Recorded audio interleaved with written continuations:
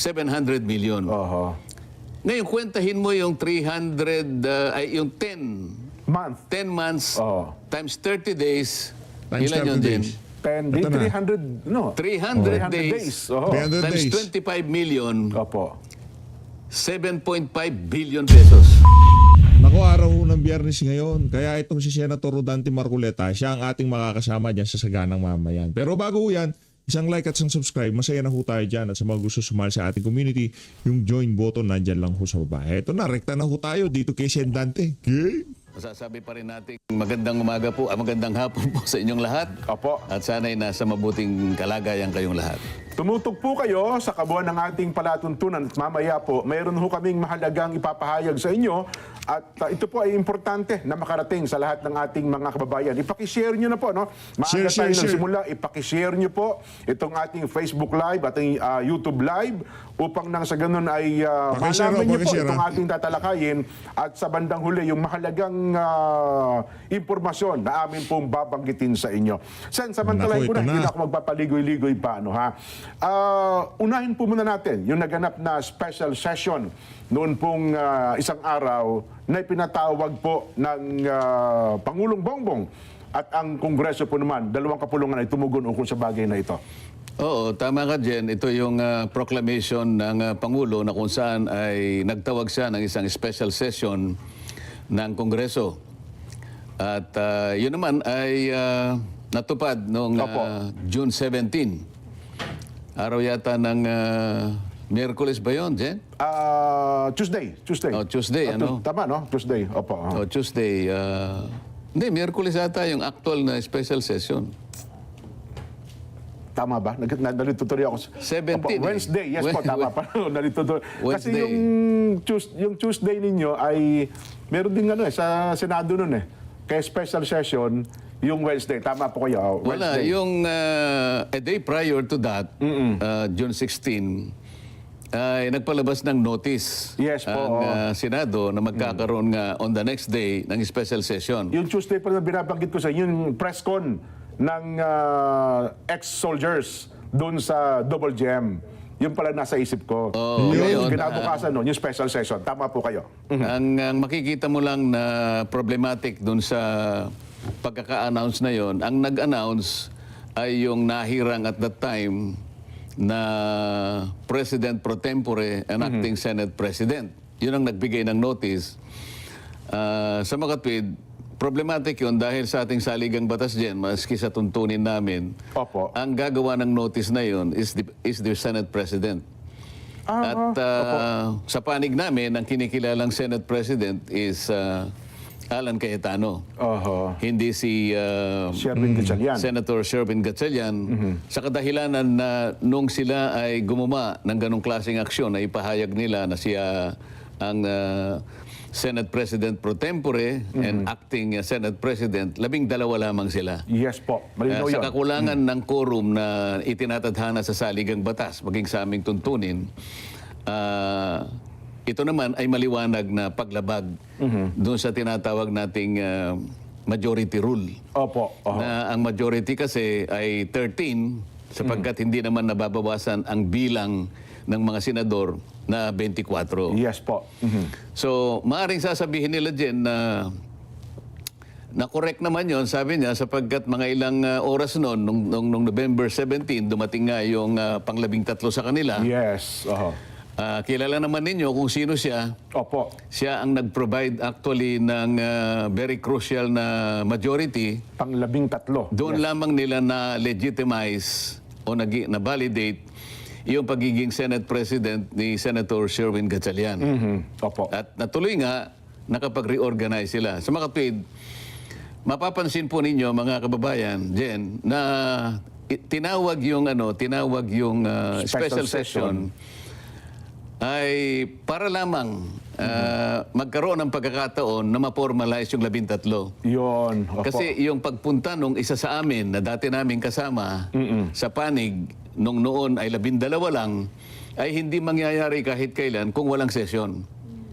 So maliwanag na kahit bali-baligtarin man o kaya sabihin man nila na hindi totoo ang sinasabi natin o hindi, pero yun ang maliwanag na function lamang ng pagkakatawag ng special session. Aha. Kasi kung titingnan mo, ano ba ang kahalagahan ng mga batas na i-consider namin on the special session? Yun na nga po. Kasi mga pag tiningnan mo, ang klase at nature ng mga batas, panukalang batas, wala nga sila dun sa status na advanced stage of legislation. Eh. Yes. Yung iba, under interpellation, yung iba, under period of amendments.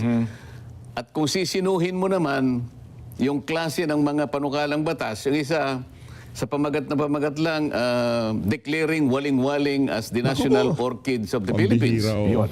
Pagkatapos, meron pang dalawang Amerikano na gustong makisali ng Naturalize. basketball dito sa ating bansa. Kaya nahingi sila ng pagka-grant Naturalization. ng Yes po. naturalization. Yes po. So sa mga tweet, ito bang klase ng batas, panukalang batas na to ang binigyan ng importansya kung bakit tumawag ng special session ang Pangulo? Mukhang hindi yun. Kahit na yung isa pa na masasabi mo doon na anti-dynasty, matagal na to. Iba years na yung pinag-uusapan eh. Opo.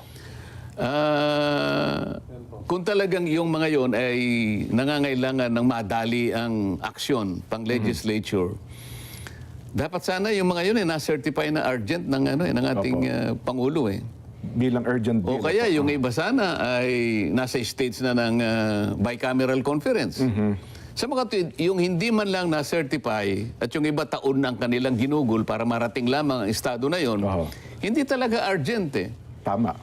So pangkaraniwan, kung re-reviewin mo yung mga pagkakataon kung saan ay tumawag ang Pangulo ng special session, makikita mo yung sense of urgency. Halimbawa, anong panahon ng COVID-19, Ayun. Opo. kailangan nating maipasa yung, alam mo yung batas na yon, yung bayanihan, Bayanihan Law 1 and 2. Opo. 1 and 2, kailangan talagang maipasa yon sapagkat naharap tayo sa isang hindi pangkaraniwang problema ng bansa na COVID-19 talaga. Hindi naman tayo pwedeng gumasta ng kahit pondo ng iba't ibang mga ahensya, magkakasala naman ang Pangulo ng bansa. Kaya nagtawag ng ganong klaseng special session. So hindi pangkaraniwan na pagkakataon, kaya ka tumatawag ng ganon. Pero kung pinag-uusapan ay waling-waling para ma-declare lang na national orchid ng ating bansa, At saka yung o dalawang naturalization. Amerikano na gustong makipag-basketball sa bansa natin at nahingi sila ng grant ng naturalization, o citizenship. Pagkatapos meron pang isa, yung mga barangay workers, barangay health workers. BHW ata yun. Opo.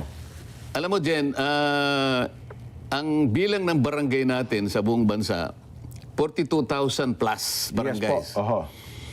Kapag tiningnan mo yung average ng bilang ng isang, merong barangay na malaki, merong barangay na affluent, Opo. may barangay na nasa syudad, merong nasa first class municipalities. Cities, yes po. Malalaki talaga ang bilang ng kanilang mga opisyalis sa barangay. Merong umaabot ng 200, may 100. Pero sa pangkaraniwan, yung maliliit, lalo na yung first class, ay yung fourth class, Fifth class municipalities. kumisa 10 lang, dala ng kakulangan sa Budget. pondo, Opo.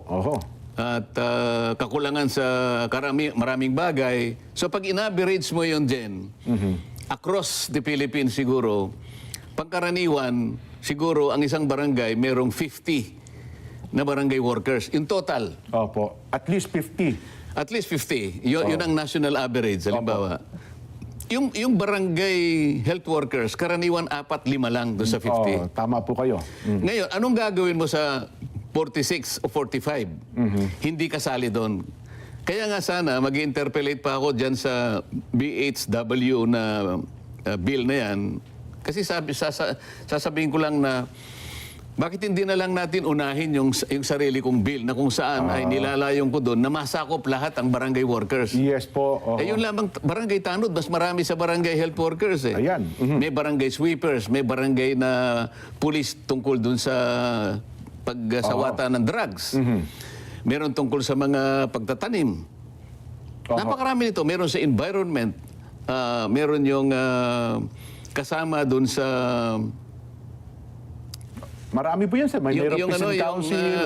Meron silang conciliation, yung mediation board, parang gano'n. at saka kapag kami nag-aaway-away, siya yung nagkakasundo. lupong taga-pamayapa. Yan, opo. Nandun, ang dami no. makikita mo yung national average ng kanilang sinasahod na tulong. Tulong lang ang tawag dyan kasi hindi mo masasabing sweldo dahil voluntary kasi ang pagsiservisyo ng mga barangay workers. Allowance 500 pesos nga lang ata eh. Yung tanod ay nag-a-average buong Pilipinas 900 pesos per month. Ngayon, kapag sinunod mo yung halimbawa, yung barangay health workers, sila between 3,000 to 5,000, ano mangyayari sa tanod? Kaya sinasabi ko, ba't inuna natin yung barangay health workers? Ba't hindi na lang yung kabuuan ng barangay? Pare-pareho naman silang naglilingkod. Di ba? Ba't pinili lang yung BHW? Kung titingnan mo nga, sinasabi ko ron na yung kapitan, ang average 5,000 pesos per month, yung kanilang honorarium. Samantalang yung ating mga kasambahay, siguro naglalaro na between 7,000 to 8,000 pesos. Totoo po. Samantalang ang Kahit sa barangay mga kapitan probinsya, dyan, ang trabaho nila ay 24/7. Napakalawak po ng trabaho niyan. Ang mga kasambahay natin, hindi naman 24/7. Opo. Nakakatulog sila ng... Kahit pa paano, makakaidlip naman po. Pero on call sila talaga. Opo. Yung tanod, ganun din. Opo. Pero, tingnan mo ang kanilang kalagayan. Doon sa batas na aking iminumungkahi, magkakaroon ng isang Barangay Affairs and Development na magbibigay sa kanila ng adequate expertise. Kasi kailangan matuto sila eh. Opo. May mga training, Pagkatapos seminars. meron yes po. din parang special fund na makikreate doon na kung saan makakakuha sila ng mas maraming pondo, hindi lamang mula sa IRA. Para sa ganon, eventually, lahat ng barangay workers makapagsimula man lang kahit na yung minimum wage. Kasi kapag ka nag-minimum wage ka, halimbawa rito sa bansa sa Metro Manila, magkano ang minimum wage dito? Para mga 600 na po ngayon per day.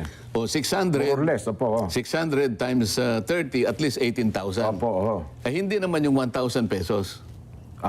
So, yun ang nilalayon ng aking panukalang batas. Kaya lang, ayun, mas inuuna nila yung kanila kasi sila nga yung leadership ngayon. Mula sa amin, nakuha nila uli yung bit. Opo. Sila ulit ang may hawak ng bit nila. Dati kami ang may hawak ng bit, pero ayun nga, pagkatapos ng wala pang isang buwan parang 28 days 28 lang. days. Kino-question pa nga yung 28 days na yun. Gumastos daw ata si Senador Alan Cayetano ng 7 million. Oo, kaya natin dinidiscuss, Jen. Opo. Kaya natin dinidiscuss. Hindi, gusto talaga magtatrabaho nitong si Senator Joel Villanueva. Ito naman si Sendante. Gusto niya talaga. Let's go back to work daw eh. Yun ang post niya eh. Pambihira talaga. Opo. Ako may tumatawag. Mahalaga po ito na dapat malaman natin. Dahil hindi ko nakita na naging justifiable yung pagtawag ng special session. At malalaman din at malalaman ng tao na kaya lamang talaga tinawag yung special session para magkaroon lang ng pagkakataon. Tama kayo. Yung isa sa amin, opisyal na sumanib dun sa 12. Para sa ganon, yung quorum na hinihingi na 13 Maibigay na. ay magkaroon ng katuparan. Hindi kasi formally makakasanib yung isa kung walang special Walang session. special session. Yes po. Yun ang gusto nating malinaw na ipaliwanag. Maliwanag ho yun mga kababayan na hindi dahil gusto nila magtrabaho. Gusto lang ho nila maging opisyal ang pagsamsam nila ng kapangyarihan dyan sa Senado. Doon pumasok etong si Pastor Joel Villanueva. Doon ho siya pumasok, doon sa eksena na yun. Ngayon, pagkatapos na matupad yung special session, na hindi nga ako nakapunta, nakarating ako yung bandang alauna na sapagkat merong kalakip na convening ng Commission on Appointments, Jen. Nakalagay kasi sa notice ng special session na ikukonvene yung Committee on National Defense. Dahil merong 5. Merong 5 na naiwan na opisyalis ng Armed Forces na hindi na-confirm. Yan, nagkaroon din naman ng ng napakaraming paglabag. Ganun ba? Kasi ang kanilang ipinamamarali dyan, Sen, bago yung araw na yan, may mga ilang senador na nagpa-interview. Naku, awang-awaan niya ako doon sa mga general eh. Mag-retiro na lamang niya, hindi pa namin na-promote. Parang ganun po eh. Ang nangyari. At ito pala, ipinakita nilang naaawa sila Awa-awa kunwari. daw po sila, Sen. Oo. Pero sino ang may kasalanan? Kasi nung magkaroon siya ng power grab on June 3, kahit 12 lang, pinilit na lang kinuha yung bit.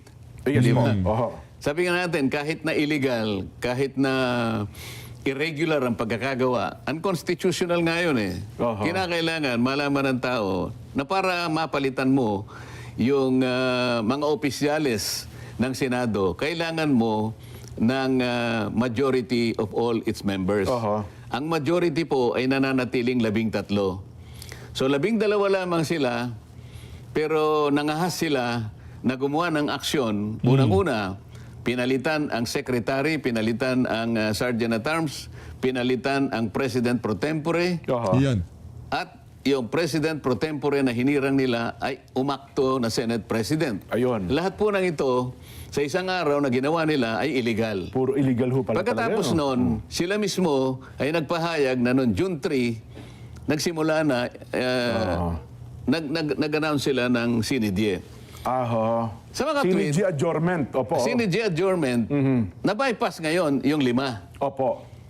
Sana man lang bago nila sana kinuha yung beat. Opo. Hindi sila nag-announce ng sinidye.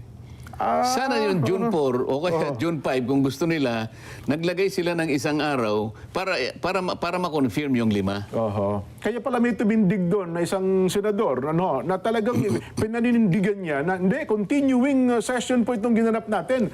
Hindi ito anya bagong pagdinig na ipinatawag daw po, Sen. Alam mo, pwede nilang ipilit yung argumento na yon kahit na pamali. Alam mo kung bakit? Kasi yun lamang ang iniisip nilang kadahilanan para masabi nila na yung less than 1 year Oho. na requirement sa ating batas ay hindi magkabisa. Opo. Dahil sabi niya, continuing lang naman yan kasi yung nakaraang designation is continued on the special session. Yun na nga po. Eh, sino maniniwala sa'yo, kahit na siguro high school graduate lang dyan, nung sinabi mong sinidye, natapos na yung first regular session.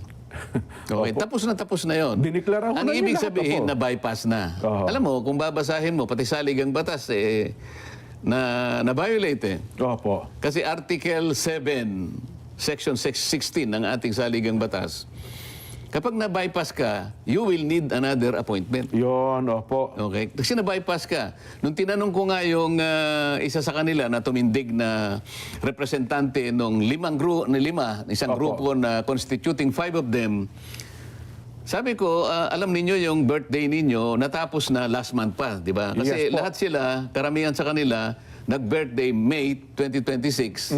Parang 2 doon, parang 3 May Opo. 2026, yung 2 ay April 2026. So, puro less than a year na lang So, talaga. kinilala nila, natapos na kayo eh. Kasi umabot na kayo sa mandatory age. Oho. Sa mga tweet, hindi na kayo pwedeng i-reappoint. Tama. Oho. Pumayag naman sila. Tama po. Pagkatapos, alam mo ba ako yung Republic Act 11939? Ayan, tinanong niyo po yan doon sa hearing. Itong batas na to, inamend niya yung Republic Act 11709. Alam ko po, sabi niya. Alam mo rin ba ako kung bakit ko binabanggit yung batas na ito? Alam din daw po niya. Alam ko po, sabi niya. Sabi ko, na nakulang na po kami sa 1 year. Oho. Gano'n pa man, binanggit ko pa rin, totoo, sabi ko, na ang sinasabi ron, sabi niya, napakalinaw Oho. na hindi na kayo pwedeng, ito, sabi ko, binasa ko to be eligible for appointment or promotion to the grade of Brigadier General, blah, blah, blah, the officer must have at least 1 year remaining of active service before compulsory retirement. Oho. Sabi niya, alam ko po yun eh. Yun na Ngayon, po, sagot niya, paano ngayon yan? Sabi ko, ako, sinasabi ko lang para ma-record na nakakalabag po tayo sa batas na ito dahil pare-pareho na po kayong less than 1 year. Less than 1 year na lang sa serbisyo. Ngayon, so kinakatwiran nung mga gustong tumayo, continuing naman yan eh. So, bahala na po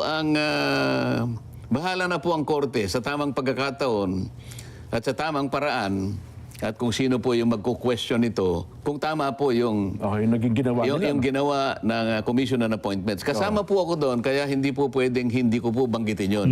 Yun. Ayaw ko po na malaman ng sino man na magre-review sa kaganapan ng mga pangyayari. Sometime in the future, merong magko-question ito. Opo. Malaman nila na isa sa amin ay tumindig. Ayun, para lang pinuntos niyo sabihin, po yun. para lang sabihin ko na meron po tayong nilabag. Palagi akong ganun, Jen. Magalit na yung gustong magalit. Kasi tayo ay binigyan ng mandato ng ating mga kababayan. Isang mandato na hindi mo matatawaran. Tiwala na ibinigay sa atin. Yung tiwala na yun, hindi ko pwedeng salaulain. Opo. At baliwalain. Di pwedeng Baliwalain. Opo. Basta tama po, kinakailangan nating banggitin. Oho. So kasaysayan na lamang po ang magpapasya at ang korte sa mga darating na panahon kung paano po nila bibigyan ng pagdidesisyon itong mga bagay na ito. Pero ako, Sen, personally, pinapanood ko kasi yan, lalo na yung tagpo na yon.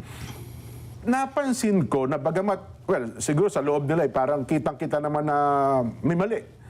Pero nahalata ko na parang ipinipilit talaga nila na ma-promote yung mga general na yon. Ano bang dahilan? Bakit kinakailangan nilang i-promote? Yung isa ata sa mga general doon, mukhang merong inihahandang posisyon sa kanya, Sen.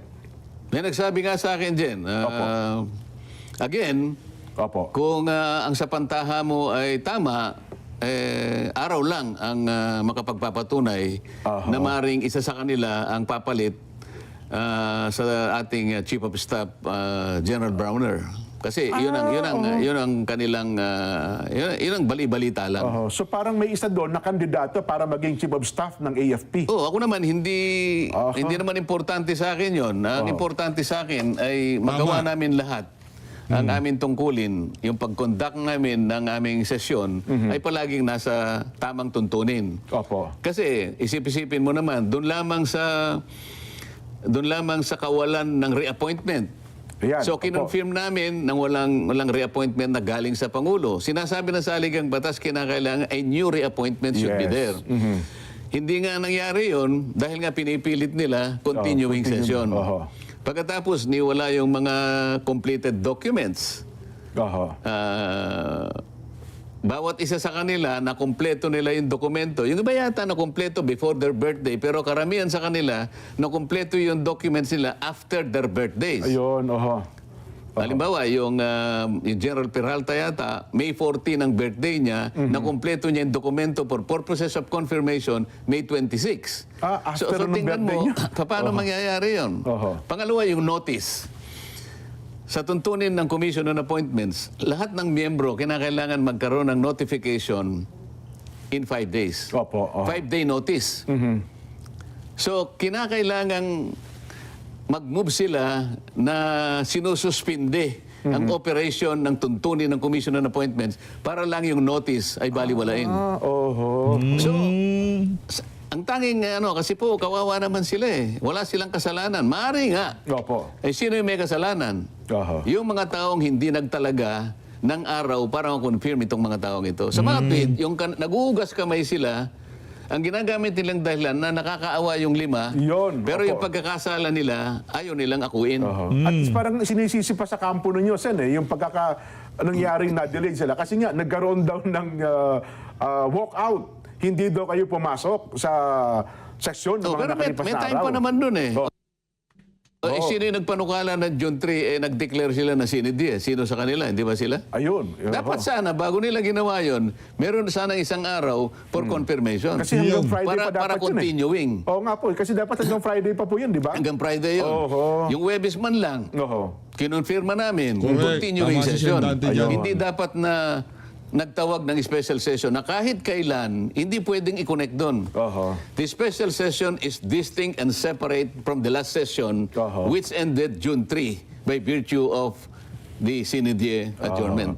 Sa mga nakakaintindi, so talagang kitang-kita dito, Sen, na pilit na pilit talaga yung ginawa nilang yun eh. O yung sinasabi natin, palagi nating sinasabi din, at hindi tayo lalabas sa katwiran, sa tuntunin at sa mga batas na Yun ang umiiral. importante. Ayun. Yun lang ang Yun ang importante doon eh. Yung dapat nasa tama lang. Maging naman tong CSP Alan, sa lahat ng usapin dyan sa Senado, ang gusto lang yung mangyari. May 13 kayo, bababa ako, walang problema dyan. Pero Ping Lacson, itingil mo na yung bunganga mo. Nakaupo na kayo, wala pa rin kayong ginagawa kundi paninira kay Senator Cayetano. Ito, matatag ito. Yung mga ano dyan, yung mga kinabibiliban nating leader dyan. Una sa lahat, Senator Rodante Marcoleta, Senator Alan Peter Cayetano, Senator Bato de la Rosa, Senator Robin Padilla, Senator Loren Ligarda, magkapatid na Villar, Jingoy Estrada. Mga may paninindigan yan. Sa mga susunod na panahon, kung ano man ang laban ng mga yan, makakaasa ho sila ng suporta sa atin dito sa PH Update. Makakaasa ho ba sila?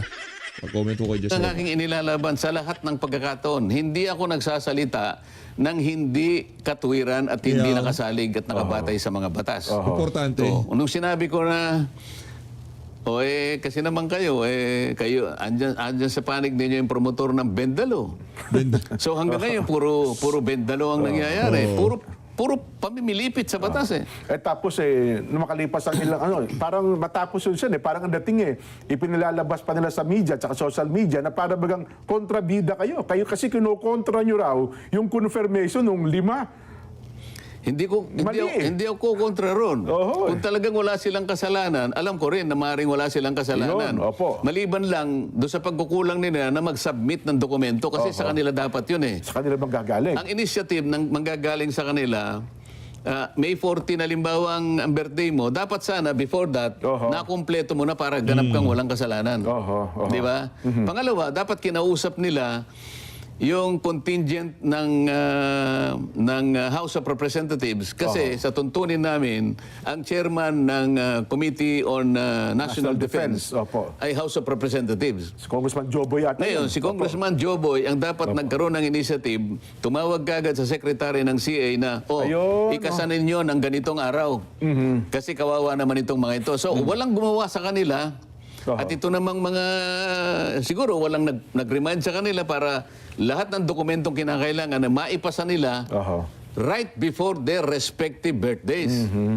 Kaya pala nung hinahanapan nyo ng paliwanag, walang makapagpaliwanag nung tinatanong nyo po sila, pati yung Wala secretary. na. Sinasabi ko na lang, huwag na kayo makipag-argumento kasi sabi ko, hindi naman ako nag-o-object. Baka akala nyo, nag-o-object ako. Sinasabi ko lang ang concern na ito para lang ma-record na meron tayong lalabagin na batas. Para sa ganun, kung re-reviewin ito sa mga susunod na panahon, isa ang tumayo para sabihin tama siya. Di ba? At yun po, Sen, binibigyan din natin sa palatuntunan ito, ang tinitindigan natin dito, batas lang. Kaya Yung batas. parang doon sa pagpapaliwanag niyo po sabi niyo, dalawang ulit yung sinabi. Ang akin po ito, batas, batas ay batas. Di ba? Law is the law. Yun po dapat Ang na batas masunod. ay batas eh. Paano hindi ba sinasabi nga natin, the law may be harsh, but it is the law. Yan. Meron pang counterpart na Latin yan, di ba? Box, Nakalimutan mo na. box populi, box de. Hindi, yung Duralex Sedlex. Duralex Sedlex. Duralex Sedlex. Yes po. Masyadong mabigat. Pero yun ang batas. Wala tayong magagawa. Hindi natin pwedeng baluktutin yun eh. Yes po. Tapos nabanggit mo kanina, Chen, ano ba din maintindihan? Mga law bender yung mga kasama nyo dyan sa Senado. Kahit na batas is batas, kasama nila yung law bender. Ang nag-iisang law bender ng Pilipinas. Nanghawa, parang virus yan, nakakahawa. Nahawa niya yung mga kasama niya. Lahat na ngayon, law bender na. Pambihira. na yun daw pamumuno ni SP Alan na 28 days ay gumasta ng 700 million. Nako po. 720 million daw in 28 days. Hindi, 700 million in 28 days. Opo. Parang panahon pa ng parang anarchy. Gano'n, At ang nangyari lang ay nagkaroon para ng isang paghihiring na hindi naman talaga inauthorize. Yung ganun pa yung kanyang ganun yung kanyang patutsada. Nakalimutan niya, Jen. Sa panahon niya, 10 buwang singkad ang nakalipas. Yan. Oo. Hindi siya tumawag kahit isa man lang na pagdinig sa flood control. Nako. Oho. Ngayon, sumahin mo yun, Jen. Kasi ang pinanggalingan niya is 25 million expense per day ng Per Senado. day pala ng Senado Kaya yun. nakwenta niyo yung 700 million eh. Oho. So 28 days times 25 million, Oho. 700 million. Oho. Ngayon, kwentahin mo yung 300, yung 10 Month. 10 months Oo. times 30 days. Times Ilan 30 yun, Jen? days. 10, Ito na. 300, no? 300 days. Oho. 300 Times days. 25 million, Opo. 7.5 billion pesos Nako. ang ginastos namin. Pero ni isang hearing ng flood control, hindi siya nagtawag. Alin ang mas magastos, Jen? Ay, siyempre, mas malaki yung billion yung pinag-uusapan. Oho. 10 buwang singkad, Jen. Oho. Okay? 7.5 billion pesos, ni isang pagdinig, wala siyang ginawa. Oho. Hindi, baka maging punto nyo, teka lang, ano lang naman ako sa Blue Ribbon Committee, hindi naman ito niyang kabuuan ng Senado. Hindi, sinasabi ko yung hindi mo pagtawag ng ano, opo, di ba? Nung pagdinig, ng, tama. Kasi hindi lang naman yung Blue Ribbon ng buong Senado. Buong Senado yun. po. Yung kabuuan ng Senado na ikaw ang Blue Ribbon, wala ka man lang naipasa sa sarili mo na magtawag ka kahit isa lang. Nako, matindi Bakit yan, naman? 10 months. Oho. Pagkatapos sabi niya, narinig ko siya in-interview, magtrabaho na tayo. Oho. Sana naman kanya, yung minority, makipag-cooperate na. Pwede ko bang marinig mula sa kanya? Nasabihin niya ang mga pangungusap na ganito. Ngayon pong natapos na po ang aming power struggle. Yan, opo. Ako po'y naniniwala, nagganap na po kaming makakapagtrabaho ng maayos. At ang unang-una ko pong ipagpipilitan kung sino man po ang chairman ng Blue Ng Ribbon Blue Ribbon Committee. Committee, dito talaga, opo. Kailangang magpasya na sila. Gumawa ng isang schedule. Kung kinakailangan ay weekly ang Blue Ribbon Committee sa flood control hanggang sa ito ay matapos. Dapat Yan. daily. Yan, the Pwede best. ba? Oo. Hindi, kahit na weekly lang, okay na Weekly, ako eh. weekly lang, once a week, okay na tayo doon, Sir Jen. Kung daily, o twice a week, okay tayo dyan.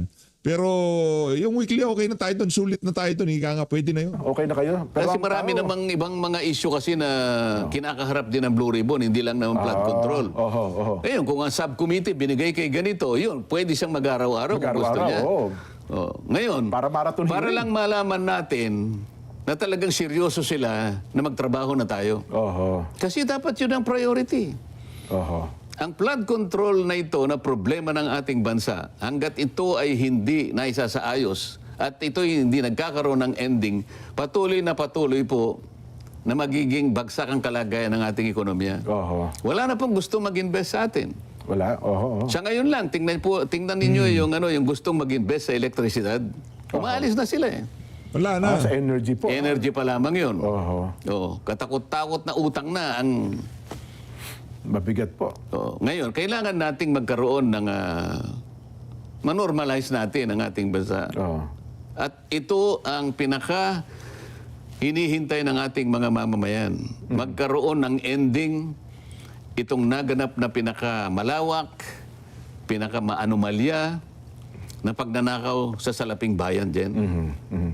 Ayaw ba nilang magbigay ng deklarasyon ngayon? Dito magsisimula ang Dapat. tinatawag po natin Oho. na pagtatrabaho. Ayan. Puntahan na po natin ito. Ito po ang pinaka-priority. Hindi po yung waling-waling.